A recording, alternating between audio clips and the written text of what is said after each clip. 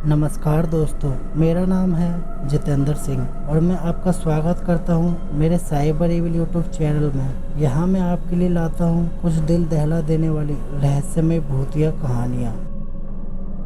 कटक उड़ीसा, एक पुराना शहर। उसी शहर में प्रमोद पहली बार काम ढूंढने आया। उसने कटक में एक रिश्तेदार के वहां रह के काम ढूंढने लगा। कुछ ही दिनों में उसे एक कंपनी में काम मिल गया। काम मिलने के बाद प्रमोद ने सोचा ज्यादा दिन तक रिश्तेदार के यहाँ रुकना ठीक नहीं होगा, इसलिए उसने शहर में थोड़ी दूर एक किराए का घर ले लिया।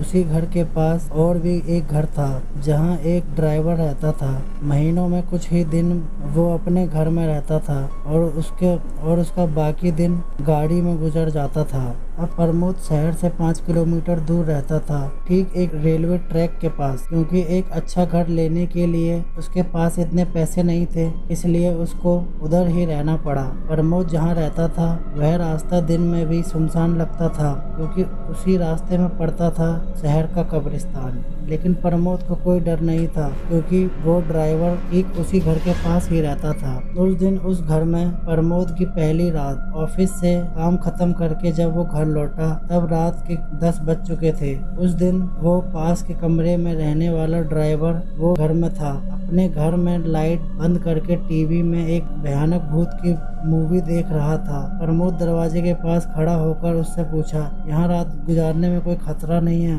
उस ड्राइवर ने बिस्तर पर पड़े हुए जवाब दिया, नहीं नहीं, यहाँ कोई खतरा नहीं है। अक्सर मैं काम के सिलसिले में रात को बाहर रहता हूँ, मगर अब मेरा कोई काम नहीं है। मैं हर दिन रात को यहाँ लौट आऊँगा। तुम्हें डरने की कोई जरूरत नहीं है, लेकिन हाँ, सोने से पहले जरूर दरवाजा खिड़की बंद कर लेना। अगर रात को तुम्हें किसी भी कारण डर लगे तो मैं तो तुम्हारे पास हूँ, मुझे बुला लेना। इतना बोल के ड्राइवर फिर टीवी देखने लगा। उसके बाद प्रमोद ने अपने घर के अंदर आ गया और दरवाजा और खिड़की बंद कर दिया। उस वक्त रात के करीब 10:30 हो चुके थे। प्रमोद ने सोचा आज थोड़ा जल्दी ही सो जाता हूँ। ऐसा सोच के वो घर की लाइट बंद किया और सोने के लिए बिस्तर पे गया।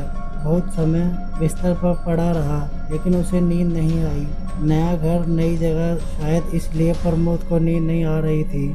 उसी वक्त ड्राइवर के रूम में से टीवी बंद होने की और दरवाज़ा बंद होने की आवाज़ आई। टीवी बंद होने के बाद पता चला उस जगह कितना सन्नाटा है। धीरे धीरे रात बढ़ने लगी, मगर प्रमोद को नींद नहीं आ रही थी। पता नहीं बिस्तर पे पड़े पड़े कितना वक्त हो गया। अचानक उसके दरवाजे पर कोई दस्तक दिया। प्रमोद थोड़ा घबरा गया। सोचा इतनी रात को मेरे दरवाजे के पास कौन हो सकता है, लेकिन उस वक्त उसके मन में कोई भूत प्रेत का भय नहीं आया था।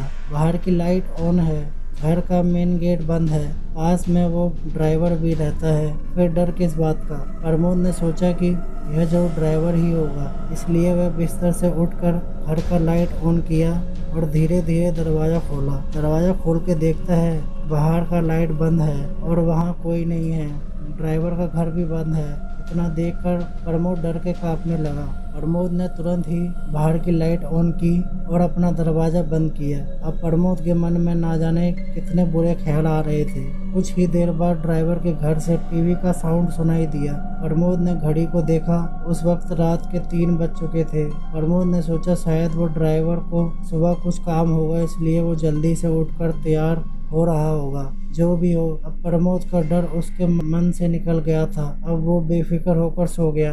प्रमोद की वो नए घर की पहली रात ऐसे ही गुजर गई। सुबह कुछ लोगों की आवाज़ सुनकर प्रमोद नींद से उठा। दरवाज़ा खोलकर देखा कि कुछ लोग ड्राइवर के घर से सामान निकालकर गाड़ी में रख रहे हैं। उनमें से एक बुजुर्ग आदमी भी थे। प्रमोद उनसे पूछा, यह सब सामान आप कहाँ ले जा रहे हो? वो भाई साहब क्या घर छोड़ रहे हैं? वो बुजुर्ग आदमी ने प्रमोद से कहा, यहाँ जो रहता था वो मेरा बेटा था। आज से 13 दिन पहले एक एक्सीडेंट में उसका देहांत हो गया। अंतिम क्रियाक्रम खत्म करने के बाद हम उसका घर खाली करने आए हैं। यह बात सुनकर प्रमोद का सर चक्कर खाकर गिर गया। उसके पिताजी की बात सुनकर प्रमोद रात से भी ज्यादा दिन में कांपने लगा। प्रमोद डर के मारे पूछा, मगर कल रात को जो इस घर में थे वो कौन थे? लेकिन उसके पिताजी ने कुछ भी जवाब नहीं दिया। लेकिन तब तक प्रमोद सब कुछ समझ गया। अब बीती हुई रात का हर पल प्रमोद की आंखों में नाच रहा था और हर बार सुनाई दे रहा था ड्राइवर की वो बातें। अब से मेरा कोई काम नहीं है, मैं हर दिन रात को यहाँ लौट आऊँगा। तो दोस्तों, आपको ये कहानी कैसी लगी? अगर आपको ज़रा सा भी डर लगा हो तो इस कहानी को लाइक करें, कमेंट करें और अपने दोस्तों के साथ फेसबुक और व्हाट्सएप पर शेयर करें। और अगर आप ऐसी ही भूतिया कहानियाँ और देखना चाहते हैं तो हमारे साइबर एविल यूट्यूब चैनल को सब्सक्राइब ज़रूर करें और बेल आइकन दबाना ना भूलें, क्योंकि हम ऐसी ही रहस्यमय भूतिया कहानियाँ रोज़ लाते रहते हैं। वीडियो देखने के लिए धन्यवाद।